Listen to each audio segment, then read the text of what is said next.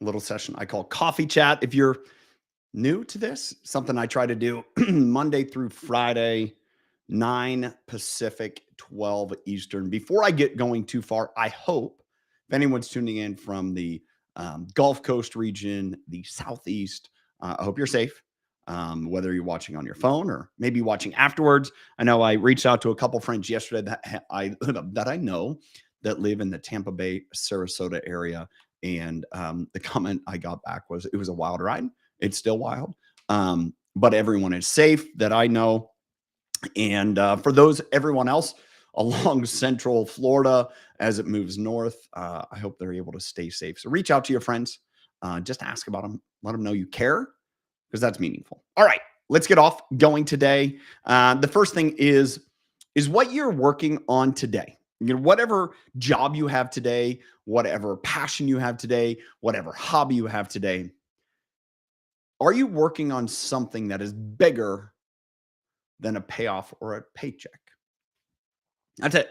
You know, maybe you're working on, those fabled 7-figure, 8-figure, 9-figure, 10-figure exits, right? Well, that seems to be if you're not working on one of those, what you're working on is not a big deal, right? We have that sentiment now in society that, it used to be, well, if you're a billionaire or, millionaire, really it was millionaire and then billionaire. And now it's like, if you don't sell a company that exits for many millions or billions, man, you haven't really made an impact. I'm going to share with you through a couple ways today. That's really not true. I want to share first off a story that I've heard, I read this morning. It's pretty impactful. There's 3 people, and they're all bricklayers.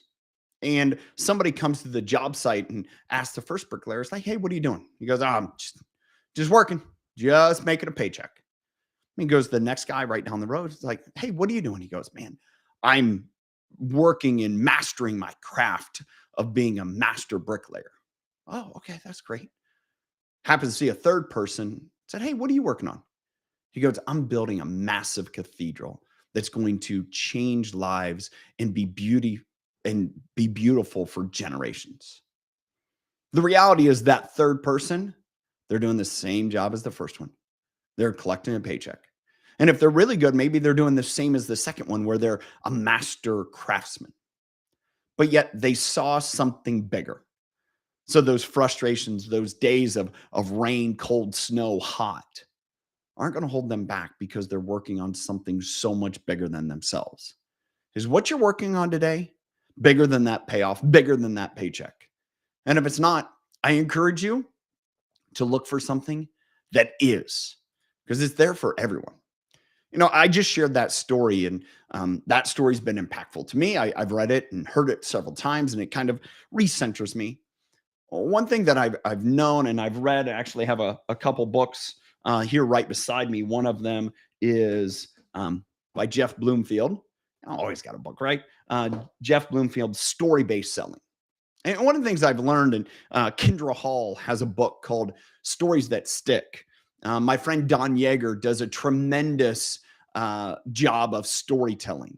His books are amazing stories. His Bubba Watson book, his Kyle Carpenter book, his Walter Payton book. He's got, I think, 30 some bestsellers. He's a master at storytelling. Now, he could share all the facts. It could be a textbook.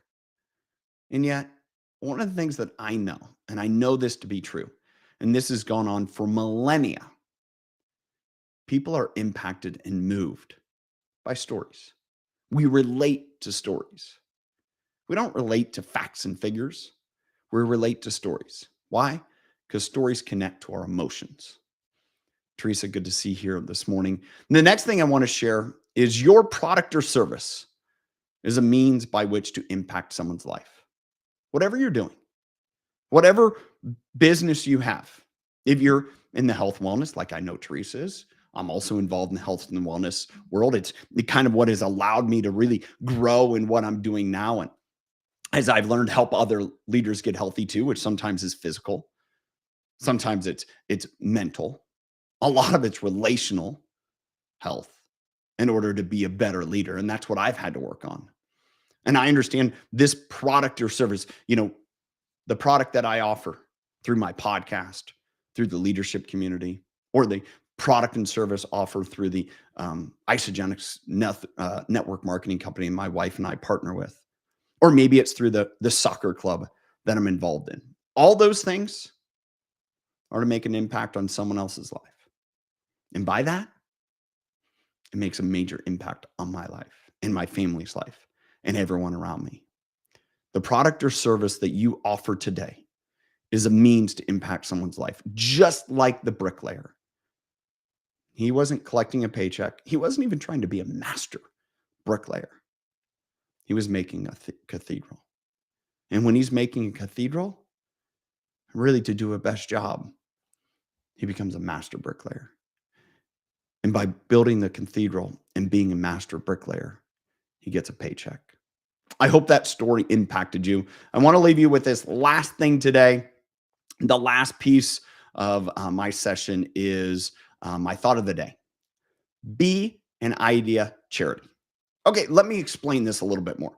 Being an idea charity, and I thought as I put this thought together, it's like, is an idea bank.